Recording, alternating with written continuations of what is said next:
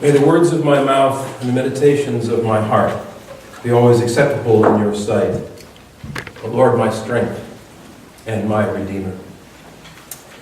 Hello. Hello. It's a tremendous honor for me to be your guest lay speaker today.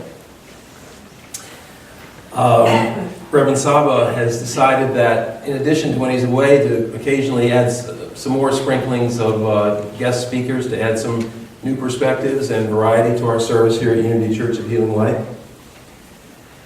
I've been attending Unity services and listening to Unity sermons for the majority of my adult life, reading New Thought books. Some of it is sunk in. My topic today, the greatest gift, I want to talk about something that we're all very familiar with, but which has perhaps more power and value in our life than we have before understood. The greatest gift. Before I do that, since Reverend Saba is not at his normal place here at the podium this morning, I thought I would spend a few moments acknowledging him. If you go back to 2008, late when the board first asked Reverend Saba to join us as pastor, the church was in a difficult place. We didn't have a minister, our finances were pretty scary, and it wasn't until he formally accepted the position early in 2009 and was fully briefed on the full extent of our challenges that he remarked, "I didn't know what I signed up for." But he has led us with tremendous passion and heart from those days. He's talked a lot in his recent series on what is possible about Moses, and I think Reverend Saba has been a Moses for us, leading us from a bondage to a much better place today. Reverend.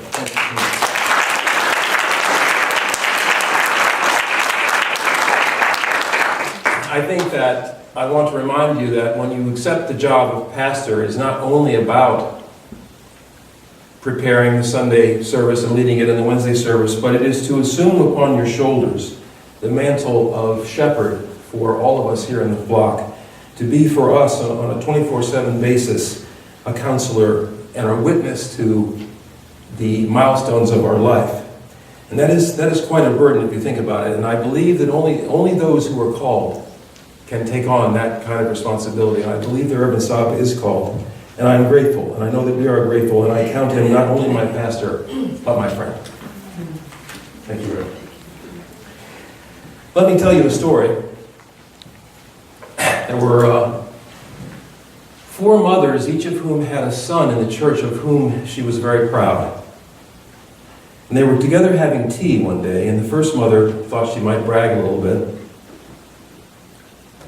She said, "My son is an ordained minister, and when he enters the room, people say, 'Reverend.'" Now the second mother was rather happy that this topic came up.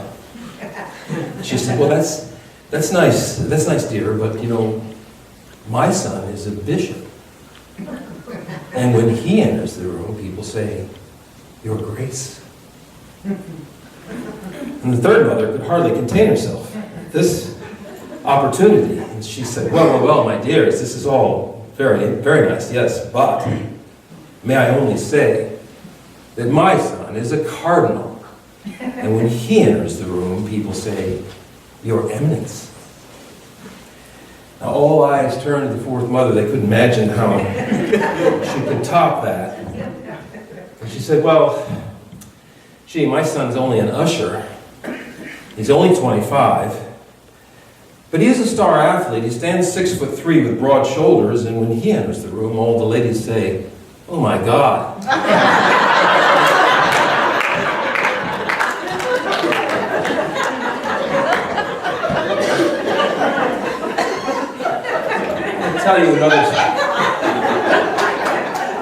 I'm going to tell you another story. And this is about a member of our church who has gone to glory, Yvonne Reed. Some called her Moms. She was a long-standing pillar of the church here at Unity Church of Healing Light. She was a tremendous dresser. She had so many different outfits, I'm not sure I ever saw the same one twice. And I said to her once, "Yvonne, you look so good." And she goes, "Well, we try." Yvonne is the mother of Sherry Palmer, your board president and head of our youth ministry. But Yvonne told me a story once that stuck with me.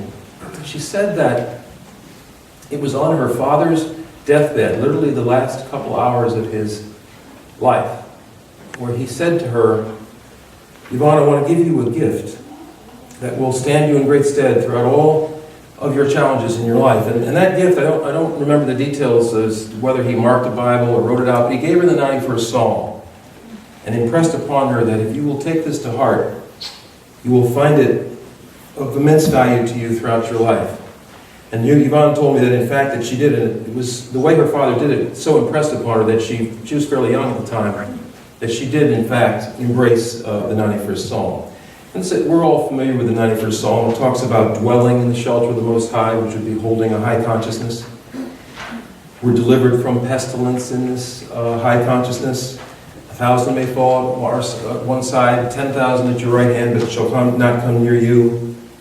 And the 91st Psalm ends with the voice of God saying, when they call to me, I will answer. So I could easily have, I'm a great fan of the 91st Psalm, I could easily have made it the subject of the greatest gift. And yet I believe we have before us an even greater gift, even greater than the 91st Psalm, as powerful and wonderful as it is, that we're very familiar with, but we may not have spent much time thinking about it or really fully understanding it. And that would be Jesus' gift to us of the Lord's Prayer, where he, in answer to a very profound question from the disciples, how do we pray? Jesus gave the Lord's Prayer in the answer to that profound question. So I want to look at the Lord's Prayer today. And I want to do two things in examining it closely. One is I want to emphasize the affirmative voice. Now, what is the affirmative voice? It's speaking prayer of supplicating prayer and affirmative prayer. Supplicating is to ask or to beg. And that's the way the vast majority of people pray. They ask, please, please God. And the idea is that this request floats up and God, considers it and, well, he may grant it or he may not. And yet, Charles Fillmore and many others in the New Thought movement came to the understanding that that was not a complete understanding of prayer, and that many of the translations of Jesus see him speaking in an affirmative voice. And when we say affirmative, rather than supplicating or asking, we are in prayer claiming our good. A good that our Creator has already envisioned for us from the beginning of time and already exists for us. Jesus said in the Sermon on the Mount, your Heavenly Father knows your needs before you ask. And in Isaiah, the prophet says, it shall come to pass that before they call, I will answer. And while they're yet speaking, I will hear. So the idea here is that God has in divine mind a perfect idea of each of us and our full potential. And therefore, what is ours to do is to claim the good that has already been conceived for us in creation. So we want to raise our vibration to that ideal vibration that exists in God mind. And that is a more powerful way to pray, and it reflects a greater understanding of God's will and intention for us. So affirmative voice, I want to emphasize that as we go through the Lord's Prayer. And secondly, I want to talk about using the first person as opposed to us. This is something that Reverend Saba has often said. It makes it a little more powerful when you say I and me. It doesn't change the meaning of the Lord's Prayer, the translation that we're used to, because, us, obviously I or me am included in the us, but by phrasing it in the first person, we're able to connect with the power more directly. We can feel it. So, our Father who is in heaven, hallowed be your name. Your kingdom is come. Your kingdom is come. And the kingdom of God is, we teach in Unity and New Thought, is a state of consciousness. It is not a place. It is not heaven that we go to after we die. It is not something that's going to be established on earth at the second coming of Jesus. It is a state of consciousness. It is a praying ceaselessly, if you will, a connection to divine mind as we attempt to hold that high state of consciousness. Remember that the 91st Psalm that we talked about starts out, "You who live in the shelter of the Most High, who abide in the shadow of the Almighty, will say to the Lord, my refuge and my fortress." So this living in the presence of God, abiding in the shadow of God, is this Christ consciousness that is known as the kingdom of God. It is what Jesus demonstrated and what allowed him to go forth into the world without money in his purse, to calm the waves, feed the multitudes, and heal the sick. He was demonstrating the victory of a Christ consciousness over circumstances, over life. And that's what he referred to himself as the kingdom. Now, the Lord's Prayer continues, "Your kingdom has come, your will is done on earth as is in heaven." This again talks about, as in mind, so in manifestation in the world, this power that we have to outform our consciousness to happen in the world as we want, so as we can achieve and do and be the things that we conceive in our mind. There's a popular affirmation in Unity, "I am the thinker who thinks the thought that creates the thing." And this is the concept in the Lord's Prayer that Jesus gave us. Your kingdom has come, your will is done on earth as in heaven. And we have to be careful because this law of God, this law of metaphysics, works in both directions. If you're not doing the work, if you're not careful in your consciousness, you can as easily outform bad things, what you don't want, as you can outform good things that you do want. And this is why it's important to to work on your consciousness, to do the work, to watch what you say, and realize that this is a strong power, but that it can work in both directions. You give us this day our daily bread. And what is daily bread but a symbol for substance, for what we need to exist in this world? That's what daily bread stands for, as a symbol here. That could be translated, you prosper me. You prosper me. Prosperity of God, there's the abundance of God, there is no shortage. There's no shortage in God. It doesn't exist. And therefore that prosperity, that abundance is always seeking us. Our job is to open ourselves up to the flow, to unblock, so that we can receive the abundance of God. And Jesus taught that as you give, so shall you receive. Measure for measure.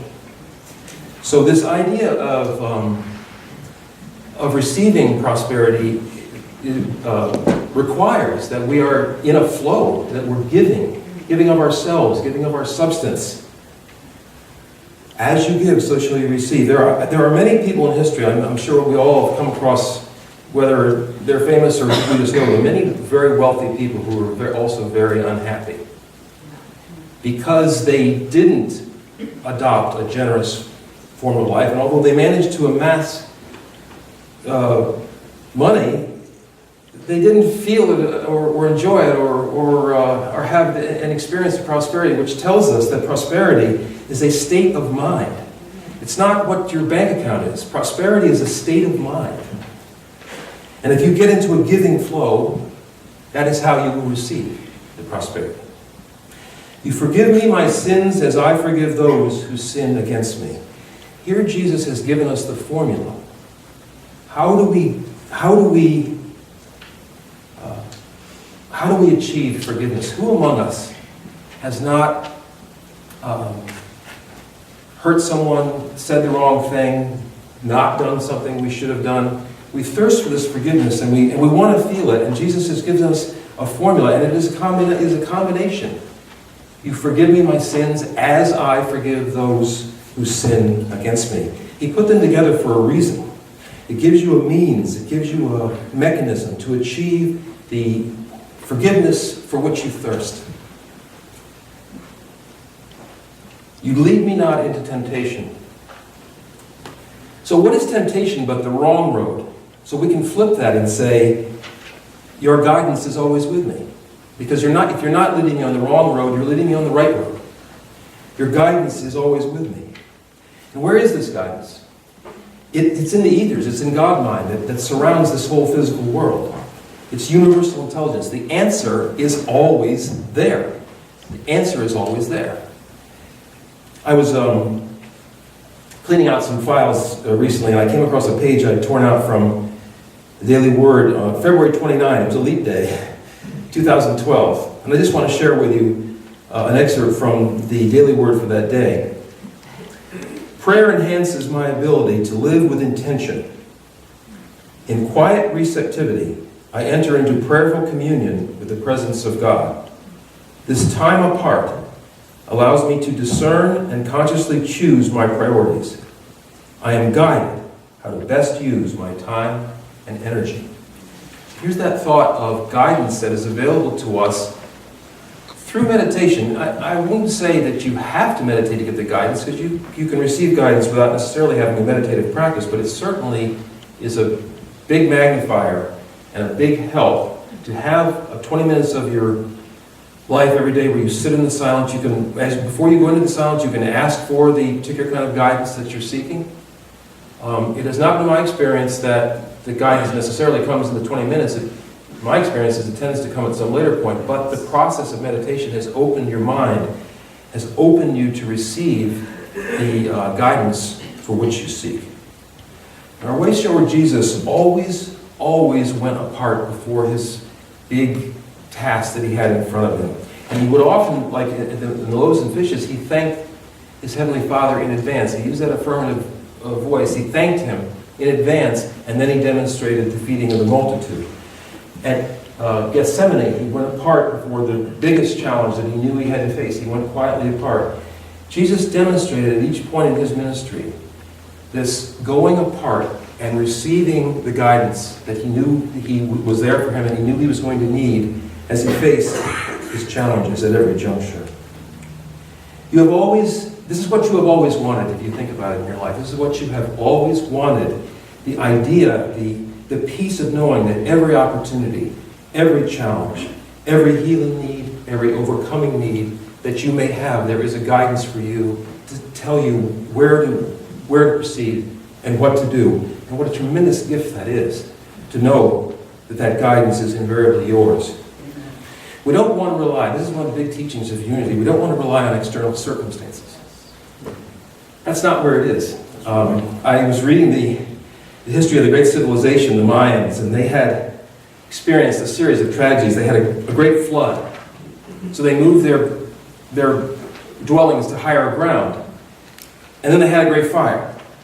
And then they reconstructed their dwellings in stone, and then they suffered an earthquake. So the idea here is that the external world is not necessarily something that is going to, do what you want it to do, or certainly that's not where your safety or your peace resides. And this is why there is so much fear in the world, in each of us and in our fellow humans, because we can see and we've experienced a certain unpredictability of the outside world. The reason for our worry and fear is that we have seen the suffering of others, we have perhaps experienced it ourselves, and we fear it. And which brings me to the big question. The big question that faces people of faith, faces us in metaphysics here, in our metaphysical studies, and that is the question, why? Why is there so much suffering in the world? Why do so many people suffer? If we had this great power we're talking about through the Lord's Prayer, why is there so much suffering? And I'm indebted to Reverend Jean Burns, who gave a guest talk here about a year ago. She took up this question briefly. And she said this great question of why. Why? She said, it's the wrong question. Why is the wrong question? Because we can have many philosophical conversations that address that question, and we should have them, and perhaps that's another subject for another day, this question of why. But I submit to you that no matter how many philosophical discussions we may have, that the answers will never be completely satisfactory. And therefore, the right question is not why. The right question is how. How do I help in this situation? How do I overcome this challenge? How do I meet this opportunity? How do I find this healing? And by taking the question of how, you go from victim to victor, because you are now finding a path for yourself to address what you need to do in a positive direction, and you are not being helpless and saying why. I don't know if the ultimate answer to the why may only come to us when we leave this physical realm and the veil is lifted. And we may never really completely understand the answer to that question. But it's not the right question. The right question is how. You deliver me from evil. In unity, we see evil as limitation, as darkness, as ignorance. Jesus said, "Forgive them, Lord. They know not what they do." So we can translate that, rephrase that, you deliver me from limitation. And that means that your full potential that is held for you in God mind and has been held for you since the beginning of time is yours to realize. It waits for you. You deliver me from limitation. So let's put it all together. My Father who is in heaven, hallowed be your name. Your kingdom is come.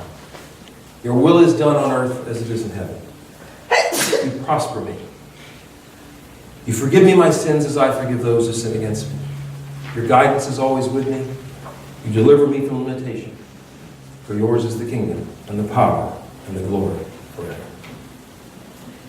My friends, if you will internalize the power of this great gift of Jesus to us, it gives you an opportunity to escape fear and to affirm your power and dominance over the aspects of your life, freeing you to inhabit the now.